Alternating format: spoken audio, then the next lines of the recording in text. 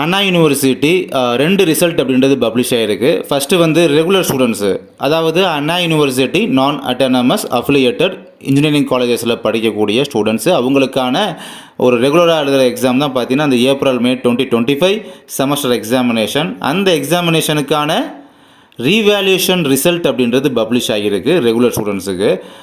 அந்த அரியர் வச்ச students pass out அவங்களுக்கு வந்து ரீவேல்யூஷன் அப்ளை பண்ணவங்க இந்த ரிசல்ட் அப்படின்றத செக் பண்ணிக்கலாம். நம்முடைய COE1 வெப்சைட்டில் பார்த்தீங்கன்னா அவைலபிளாக இருக்குது. நீங்கள் உங்களுடைய ரிசல்ட் ஆஸ் யூஸ்வலாக செக் பண்ணுற மாதிரி போய் செக் பண்ணி பார்த்துக்கலாம். ஸோ 2வது கேட்டகரி யாரும் பார்த்தீங்கன்னா டிஸ்டன்ஸ் எஜுகேஷனில் படிக்கிறவங்களுக்கும் அப்டேட்டு. என்ன அப்டேட்னா அண்ணா யூனிவர்சிட்டி டிஸ்டன்ஸ் எஜுகேஷன். ஸோ உங்களுக்கான பிப்ரவரி மார்ச் 2025 எக்ஸாமினேஷன் அதுக்கான ரீவேல்யூஷன் ரிசல்ட்டு பார்த்தீங்கன்னா பப்ளிஷ் ஆகிருக்கு. ஸோ போத்து இது பார்த்தீங்கன்னா இப்போ ரெகுலர் அப்புறம் இப்போ பாஸ் அவுட் ஆனவங்க, ஸோ அவங்களுக்கான ரீவேல்யூஷன் ரிசல்ட்டு செக் பண்ணிக்கோங்க. இந்த April May 2025 exam revaluation result இது. அதே மாதிரி பிப்ரவரி மார்ச் 2025 எக்ஸாம் எழுதுன கரஸ்பாண்டன்ஸில் படித்த ஸ்டூடெண்ட்ஸ் பார்த்திங்கன்னா உங்களுக்கான ரிசல்ட்டையுமே செக் பண்ணிக்கலாம் நம்முடைய அஃபிஷியல் வெப்சைட்டில்.